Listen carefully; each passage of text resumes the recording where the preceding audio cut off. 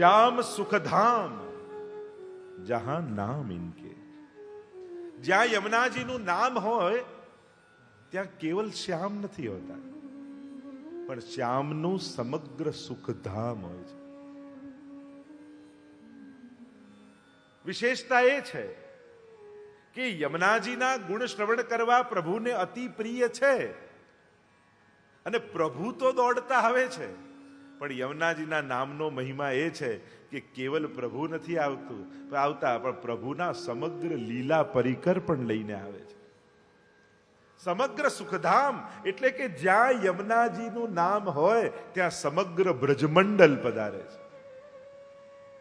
બ્રજ તો પધારે, બ્રજની સાથે ગિરિરાજજી, વ્રજ ભક્તો, ગોપીજનો સમગ્ર સુખધામને લઈને ઠાકોરજી પધારતા હોય છે, જ્યાં પ્રભુનું નામ છે, જ્યાં યમુનાજીનું નામ છે. અને એટલા માટે નામ, રૂપ, લીલા અને ગુણ, આ ચારે નામ, રૂપ, લીલા અને ધામ જે ચારે છે ને જોડાયેલા છે. કારણ કે કોઈનું નામ બહુ સાંભળો તો એને જોવાની ઈચ્છા થાય, તો નામ રૂપમાં આસક્તિ કરાવે. કોઈને જુઓ તો એમ થાય કે આ શું કરતો હશે, તો લીલામાં આસક્તિ થાય. અને લીલા વિશે સાંભળો તો મનમાં કુતૂહલતા થાય, આ બધી લીલાઓ ક્યાં થતી હશે, તો ધામમાં આસક્તિ થાય. તો નામ ધામ સુધી પહોંચાડે છે. પણ આ નામ એવું છે કે આ નામ ધામ સુધી નથી પહોંચાડતું, આ નામ ધામને આપણા સુધી પહોંચાડી દે છે. એટલે કે જ્યાં યમુનાજીનું નામ ગવાય ત્યાં સમગ્ર બ્રજમંડલ પર પરિકર પ્રગટ થઈ જાય છે. એવો મહિમા શ્રી યમુનાજીના નામનો છે. અને એવા અનેકવિધ પ્રસંગો વાર્તા સાહિત્યમાં પણ ઉપલબ્ધ છે કે જ્યાં જ્યાં યમુનાજીના નામ ગવાયા છે, યમુનાજીનું આરાધન થયું છે, ત્યાં સમગ્ર બ્રજમંડલ પધાર્યું છે. એવી મહિમા ગઈ. શ્યામ સુખધામ જહાં નામ ઇનકે और निषदीना प्राणपति आय हियमे बसे. અને ઠાકોરજી જેના મુખમાં યમુનાજીનું નામ હોય ને એના હૃદયમાં પોતાનું ઘર બનાવી લે છે. નિષદીના, દિવસ રાત, આય હિયમે બસે. પછી પ્રભુ ક્ષણવાર માટે નથી આવતા. આપણે ત્યાં કહ્યું ને કે જ્યારે નારદજી પ્રભુ પાસે ગયા અને કહ્યું કે પ્રભુ ઘણીવાર વૈકુંઠ આવું છું, છતાંય આપ મળતા નથી. આપનું કોઈ એવું એડ્રેસ કરું કે જ્યાં હું આવું તો આપ મળો જ. અને ત્યારે કહેવાય નાહમ વસામી વૈકુંઠે યોગી નામ હૃદયેન ચ મદભક્તા યત્ર ગાયંતી તત તિષ્ઠામિ નારદ.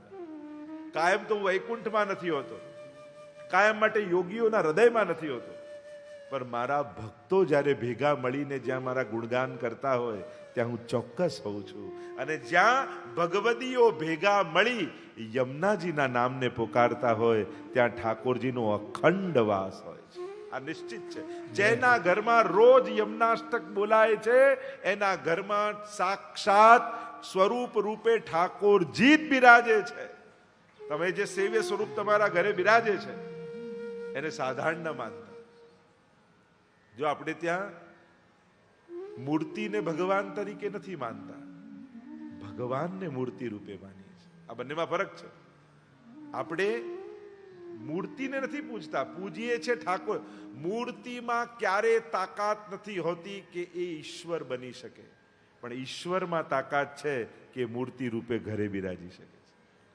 કોઈ મૂર્તિ ભગવાન નથી બની શકતી, પણ ભગવાન સ્વરૂપ ધારણ કરીને માથે બિરાજી શકે. તો આપણે ત્યાં જે સ્વરૂપ બિરાજે છે આ સ્વરૂપે, કારણ કે સાકાર બ્રહ્મવાદૈક મહાપ્રભુ તો સાકાર રૂપના ઉપાસક આરાધક છીએ આપણે બધા. જો આપણે બધા સ્વર્ગ નરકને માનીએ છીએ, આપણે બધા પાપ પુણ્યને માનીએ છીએ, આપણે બધા પુનર્જન્મને માનીએ છીએ, આપણે બધા તીર્થ, દાન, વ્રત, જપ આ બધા સાધનોને માનનારા લોકો છે. આપણે આપણી બધાની આસ્થા છે. બહુ મોડર્ન થવામાં ઘણીવાર આપણે એમ થાય કે હવે આ બધું તો આપણને બધું સમજાવવા માટે, ડરાવવા માટે, શીખવાડવા માટે જશો ને ત્યારે ખબર પડશે કે આ તો હતું.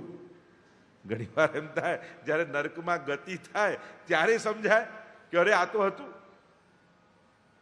તો મૂળ વાત એ છે આપણે બધા માનનારા લોકો છીએ અને માનવામાં આપણું હિત જ છે, અહિત નથી.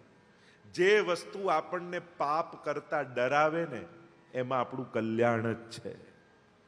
અને જેનો ડર નીકળી જાય ને પાપમાં પ્રોત્સાહન જેના થકી મળે, એ બધું જ આપણા માટે અકલ્યાણકારક જ છે. ભલે તમે વિજ્ઞાનના નામે, પ્રગતિના નામે, મોડર્નિઝમના નામે એવું જે પણ વસ્તુ, વ્યક્તિ કે વ્યવસ્થાને સ્વીકારો છો કે જેને કારણે પાપ કરવા સહેલા થઈ જાય, તો એ બધું આપણા માટે અહિતકારક જ છે. એટલે કે આ ધર્મને કારણે પણ જો પાપમાં અગવડતા પડતી હોય, તે ધર્મ લાગતો ભલે કઠોર હોય પણ એ કલ્યાણકારી જ છે. ક્યાંક પાપનો ડર, નરકનો ડર આપણને પાપ કરતા રોકી લેતો હોય ને, તો હું તો ઈચ્છું કે નરક હોય. નરક છે, કારણ કે એમાં જવાના ડરથી મને પાપ કરવામાં ભય લાગે છે. તો સીધે સાધું ગણિત છે. તો અહીંયા श्याम सुख धाम जहां नाम इनके निष्दिना प्राणपति आय हियमे बसे और जोई गावे सुजस भाग्य तिनके. અને જે યમુનાજીના સુજસને ગાય એના ભાગ્યને શું કહું?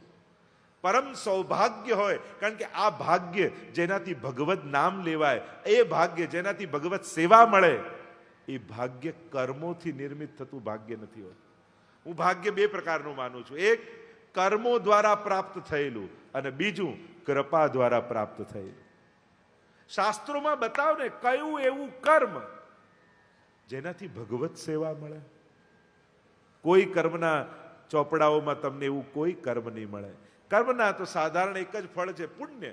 પુણ્યથી સ્વર્ગ મળે કાં સંસારનું સુખ મળે, પણ ઠાકોરજીની સેવા મળે એવું કોઈ દુનિયામાં કર્મ નથી. એકમાત્ર જ્યારે ગુરુ શ્રી વલ્લભ, શ્રી યમુનાજી આપણી ભાગ્ય વિધાત્રી, એ આપણા ભાગ્યમાં ભગવત સેવા એમ લખે ને, તો જ આ હાથથી સેવા થઈ શકે છે, તો જ આ જીવા પર ભગવત નામ આવી શકે છે, તો જ આ આંખો ભગવત દર્શન થઈ શકે છે. બાકી આ બધું સંભવ નથી. ઉત્તમમાં ઉત્તમ કર્મો શાસ્ત્રોએ બતાવ્યા, એનાથી પણ પ્રાપ્તિ તો પુણ્યની જ છે, સેવાની નથી. સેવા આપણા બધાના ભાગ્યમાં શ્રી વલ્લભે લખી છે, શ્રી મહાપ્રભુજીએ લખી છે. અને એટલે જ બ્રહ્મ સંબંધ આપી અને ઠાકોરજીને પધરાવી માથે અદેય દાન દક્ષશ્ચ મહોદાર ચરિત્ર. એટલે જ કહેવાય કે આ આપણો સેવા અધિકાર નહોતો, મહાપ્રભુજી આપેલું દાન છે. આપણા અધિકારમાં, આપણા ભાગ્યમાં નહોતી, પણ મહાપ્રભુજીએ કૃપા કરીને આ સૌભાગ્યનું આપેલું દાન છે, જે સેવા રૂપે આપણને મળેલું છે. અદેય દાન દક્ષશ્ચ મહોદાર ચરિત્ર. અદેય દાન કોઈ ના આપી શકે એવું દાન શ્રી મહાપ્રભુજી આપણને આપ્યું છે. એટલે જ અહીંયા કહ્યું, જોઈ ગાવે સુજસ ભાગ્ય તિનકે. સૌભાગ્યશાળી કોણ આજના સમયમાં?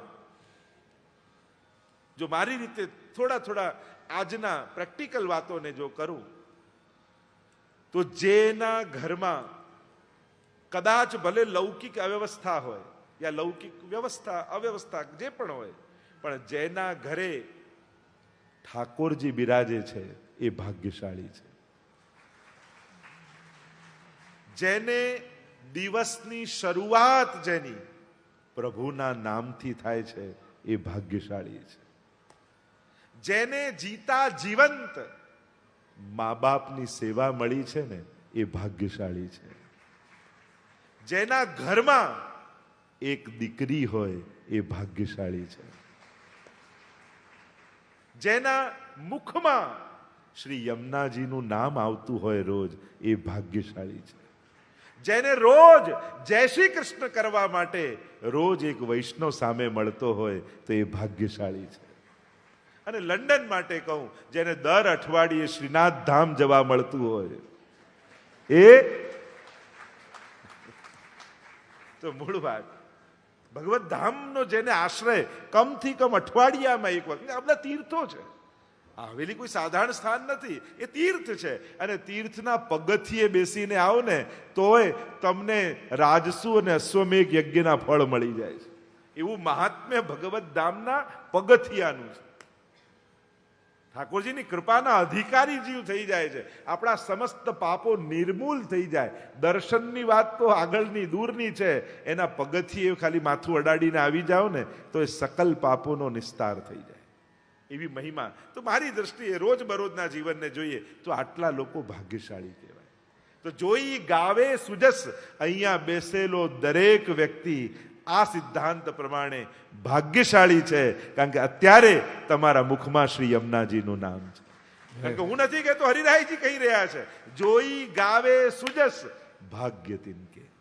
જેના સૌભાગ્ય હોય અને એમાં પણ જેને યમુનાજીના સ્વરૂપના મનોરથી થવાનો લાભ મળ્યો, એમાં પણ જેને લોટી ઉત્સવમાં લાભ મળે, જેને ચુંદડી પર્વતમાં લાભ મળે એનાથી, અને જેને વૈષ્ણવને મહાપ્રસાદ લેવડાવવાનો લાભ મળે, જેને કથા કરાવવાનો લાભ મળે, આ બધા જ ભાગ્યશાળી જીવો છે.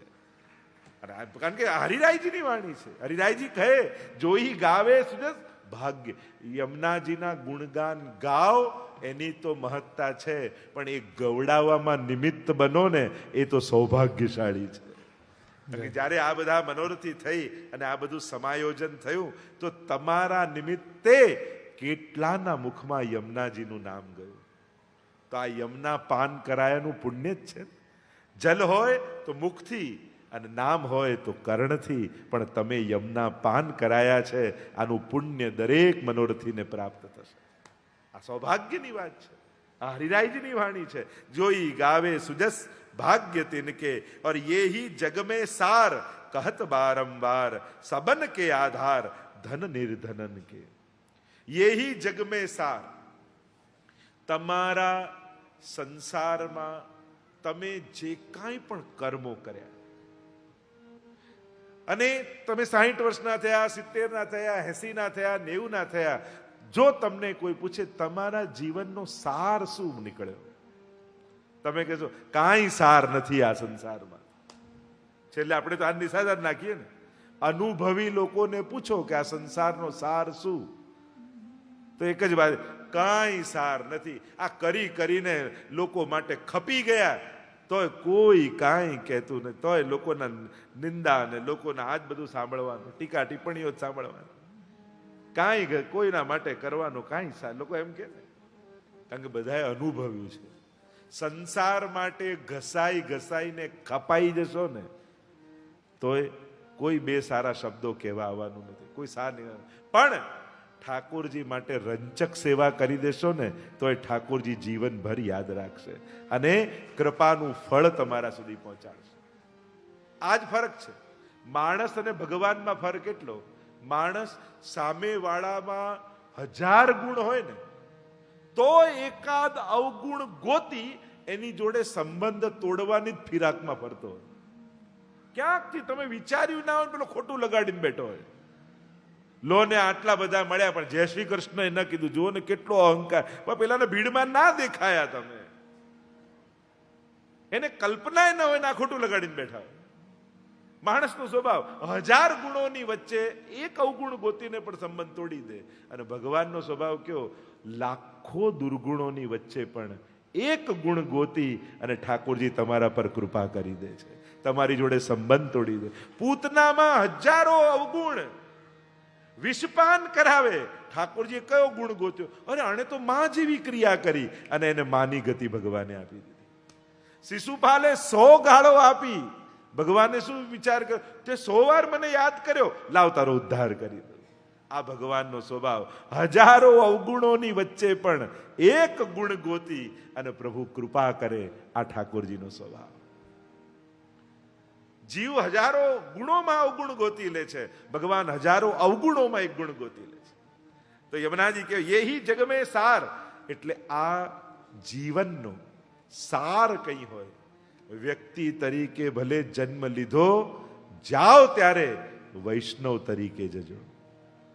જ્યારે દુનિયામાં આવ્યા ત્યારે વ્યક્તિ બનીને જન્મ્યા, પણ દુનિયા છોડો ને તો આ એક વૈષ્ણવ જઈ રહ્યા છે એમ ગામવાળા કહેવા જોઈએ. તમને એક વ્યક્તિ તરીકે તમે તમારી ઓળખાણ ન હોવી જોઈએ. તમારો જન્મ વ્યક્તિ તરીકે, તમારું મૃત્યુ વૈષ્ણવ તરીકે અને તમારી ગતિ વ્રજભક્ત તરીકે થવી જોઈએ. કે એક વ્રજભક્ત જેમ લીલામાં પ્રાપ્ત થાય એ ગતિ આપણી હોવી જોઈએ. તો આ 3 શબ્દોને યાદ રાખજો. જન્મ વ્યક્તિ તરીકે, મૃત્યુ વૈષ્ણવ તરીકે અને આપણી ગતિ વ્રજભક્ત તરીકે. તો શ્રી યમુનાજી કેવા છે શ્રી યમુનાજી જગ મેં સાર, યહી જગ મેં સાર, જગમાં સાર રૂપે શ્રી યમુનાજી છે, એનું નામ છે. અને કહ્યું શ્યામ સુખધામ જહાં નામ નિષદિના પ્રાણપતિ આય હિ અમે બસે, જોઈ ગાવે સુજસ ભાગ્ય તિનકે, યહી જગ મેં સાર और कहत વારંવાર. હરિરાયજી કહે હું વારંવાર કહું છું, તું જે આ બધું પકડવા દોડી રહ્યો છે એ કોઈના હાથમાં પકડાયું નથી. અને હું તો એટલે જ કહું, ભેગું કરેલું એને જ માનવું જે ભેગું આવવાનું હોય, બાકી ભેગું કરેલું ગણાય જ નહીં. આપણે આજ સુધી આપણા જીવનને ખપાવીને, વાપરીને, ખર્ચીને જે ભેગું કર્યું એ ભેગું આવવાનું છે. હા, આ મનોરથ ભેગું આવશે, આ યમુનાજીના 41 પદ ભેગા આવશે, આ યમુનાજીના નામ ભેગા આવશે, આ વૈષ્ણવને લેવડાવેલો મહાપ્રસાદ ભેગો આવશે, આ બેસાડેલી કથા ભેગી આવશે. બાકી જે કંઈ પણ ભેગું કર્યું એ ભેગું આવવાનું છે. ચિંતન કરજો. ભોગ કેટલો મોટો આપ્યો છે આ ભેગું કરવામાં. તમે જે ભેગું કર્યું છે બહુ જ સસ્તું છે, કારણ કે કિંમત તમે બહુ મોટી ચૂકવી છે. તમારા જીવનના ભોગે તમે ભેગું કર્યું છે, બહુ મોટી કિંમત તમે આપી છે. આ એમને નથી આવ્યું. જીવનના કેટલા મહિનાઓ, કેટલા કલાકો જે તમને તમારા જીવન માટે મળ્યા હતા, તમે વસ્તુ ભેગી કરવા માટે ખર્ચી નાખ્યા છે. વિચાર કરજો. સાર શું નીકળ્યો જીવનમાં? શું સાથે આવશે? સાર એ જ છે જે સાથે આવવાનું હોય, બાકી જે મૂકીને જવાનું હોય એ બધો ભાર છે. સાથે આવવાનું હોય એ જ સાર છે. તો યહી જગ મેં સાર કહત વારંવાર, और सबन के आधार धन निर्धनन के. આ બધાનો આધાર કોણ? તો કે શ્રી યમુનાજી. આ હૃદયનું કમળ ક્યારે ખીલે? કમળ ક્યારે ખીલે? બે વસ્તુ જોઈએ. એક જળનો આધાર અને સૂર્યનો પ્રકાશ. એમ પ્રત્યેક વૈષ્ણવનું હૃદય કમળ ત્યારે જ ખીલે છે જ્યારે સૂર્ય રૂપ વલ્લભના જ્ઞાનનો પ્રકાશ હોય અને યમુનાજીની કૃપાનો આધાર હોય. ત્યારે ભક્તના હૃદય કમળ ખીલે તો શ્યામ સુંદર રૂપી ભમરો આવીને એમાં બિરાજમાન થાય. सबन के आधार और धन निर्धनन के. ધનવાનનું ધન નથી કહ્યું, કારણ કે ધનવાનને ધનની કિંમત ના હોય. એમ થાય કે આટલા ખર્ચાઈ ગયા તો ખર્ચાઈ ગયા, આટલા ખોવાઈ ગયા તો ખોવાઈ ગયા, આટલા વપરાઈ ગયા તો વપરાઈ ગયા. પણ નિર્ધન, ધન નિર્ધનન કે. નિર્ધન માટે એક એક પાઉન્ડ બહુ કિંમતી. એમ થાય કે ના ચાલીને જતા રહીશું, ખર્ચવું નથી. અરે આજે ભૂખ્યા રહી જઈશું, વાપરવું નથી. કેવું એક એક પાઉન્ડ નિર્ધન વ્યક્તિ બચાવે. એમ યમુનાજીના નામ નિર્ધન કે ધન છે. ભગવદીઓએ આ એક એક નામને વાપરવા નથી, સંગ્રહિત કરવા છે. ઘણીવાર ભગવાનનું નામ આપણે વાપરી નાખીએ. કઈ રીતે? આજ સુધી કરેલા યમનાષ્ટક, હે યમુનાજી ચરણોમાં ધરું, મારા દીકરાના લગ્ન થઈ જાય, તો યમનાષ્ટક વપરાઈ ગયા. આજ સુધીના કરેલી સેવા, હે ઠાકોરજી એ સેવાના ફળ રૂપે મને આ કરી દે, સેવા વપરાઈ ગઈ. ઘણી વાર લૌકિક મેળવવા માટે ભેગું કરેલું અલૌકિક ખર્ચી નાખતા હોય છે, પણ એ પાછું નથી આવવાનું. અને જે મેળવ્યું છે રહેવાનું નથી. ખર્ચેલું અલૌકિક પાછું નહીં આવે, અને જે મેળવેલું લૌકિક છે એ કાયમ માટે તમારી પાસે રહેવાનું જ નથી. આ તો બંને હાથથી લૂંટાવી દીધું. બંને હાથ તો લૂંટી ગયું ને. જે કાયમ માટે મળ્યું હતું એને વાપરી નાખ્યું, અને જે કાયમ રહેવાનું નથી એને મેળવવા માટેનો પ્રયાસ કર્યો. અને એટલા માટે વૈષ્ણવ ધન નિર્ધનન કે. જેમ નિર્ધન માટે એક એક પેની મહત્વની હોય છે, એમ વૈષ્ણવ માટે યમુનાજીનું એક એક નામ એટલું જ કિંમતી છે. લોભી કામી નારી પ્યારી જીમી, લોભી પ્રિય જીમી દામ, તિમી રઘુનાથ નિરંતર લાગહુ મોહી રામ. તુલસીદાસજી પણ કહ્યું ને, એક કામીને જેમ સ્ત્રી પ્રિય હોય, એક લોભીને જેમ ધન પ્રિય હોય, હે ભગવાન તું મને એવો પ્રિય લાગે. એની આસક્તિ સદા એમાં હોય, એની આંખો સદા એમાં જ એને જ ગોતતી હોય. એમ પ્રભુ તારા માટે એવો પ્રેમ મને થાય કે બધામાં હું તને ગોતતો રહું. હવેલીમાં ઠાકોરજી આગળ બેઠા હોઈએ ત્યારે મન ઠાકોરજીમાં નથી લાગતું, તો સંસારમાં કામ કરતા કરતા શું મન પ્રભુમાં લાગશે? કોઈ કે અંત સમયમાં, છેલ્લા સમયે હોસ્પિટલના ખાટલામાં હશો, ડોક્ટરો ઇન્જેક્શન મારતા હશે, 2-4 બાટલાઓ ચડતા હશે, ઓક્સિજન મુખમાં હશે, શું એ સમયે પ્રભુ યાદ આવે એની ગેરંટી ખરી? હવેલીમાં ઠાકોરજીની સામે બેઠા છો ત્યારે પણ મન એનામાં નથી, તો શું હોસ્પિટલના ખાટલામાં મન એનામાં જશે? સંભવ નથી. અને એટલા માટે જ્યારે પ્રભુ વ્યવસ્થા આપે ને ત્યારે એને હૃદયમાં વસાવી લેજો. અનુકૂળતા હોય, હવેલીમાં બેઠા, ઘરે સેવામાં બેઠા, માળા ફેરવતા, ત્યારે હૃદયને એના નામથી ભરતા રહેજો. એક પણ ચૂકી ન જાઓ. હજી 5 મિનિટ છે, લાવ ને એક માળા થઈ જશે. આવું થાય? આપણને જોબમાં કેમ થાય? હજી કલાક નીકળે એમ છે, ચલો કલાકનું હજી ઓવર ટાઈમ કરી લઉં તો એટલા મળી જાય. એમ થાય કે હજી તો ઓફિસે જવાની, હજી 5 મિનિટની વાર, આટલામાં તો એક માળા થઈ જાય, એક યમનાષ્ટક થઈ જશે. આમ સમયની વ્યસ્તતામાં ભગવત નામ ચુરાવતા તમને આવડે છે? ઝડપતા તમને આવડે છે? ફ્રી થઈને કરીશું એ તો ક્યારે કરીશું? આ જ આપાધાપીના જીવનમાં તકો ગોતતા શીખો. 10 મિનિટ છે, 10 મિનિટમાં એક યમનાષ્ટક તો થઈ જાય. એવું નહીં વિચારું ના શાંતિથી કલાકનો ટાઈમ મળશે ત્યારે પલાંઠી વાળી મંદિરમાં બેસીને પાઠ કરી, એવો તો ક્યારે ટાઈમ આવવાનો? આ ભાગા દોડીમાં સમય કાળના ચક્રમાંથી અને કાળના મુખમાંથી ભગવત નામ ઝડપી લેતા શીખી લેવા. જો આપણે ઘણીવાર સંસારના આપી ધાપીમાં કાળ પોતાના મુખમાં આપણને ઝડપી લે છે, અને આપણે તો કાળના મુખમાંથી ભગવત નામ ઝડપતા શીખવા. કે તક છે, અવસર છે, 10 મિનિટ છે, 5 મિનિટ છે, અહીંયા હવેલી પાસેથી નીકળું છું, લાવ દંડવત કરતો જાઉં. હરી દધી બેચનતા હરી મિલે, એક પંથ દો કાજ. કોઈ ભલે એમ કે આ તો જો શાક લેવા આવેલા, દર્શન કરતા ગયા. અલે ભલે દર્શન કરતા તો ગયા, દર્શન માટે જ્યારે નીકળીશું ત્યારે શ્રેષ્ઠ છે, પણ ભલે કામ માટે નીકળ્યા હતા અને રામને મળતા ગયા. આજ તો આપણી સમજદારી છે. જય શ્રી કૃષ્ણ. પ્રિય ભક્તજનો, જે શ્રીના આ વચનામૃત તમને ગમ્યા હોય તો આ વિડીયોને લાઈક કરજો, શેર કરજો અને કમેન્ટ બોક્સમાં જય શ્રી કૃષ્ણ જરૂર લખજો.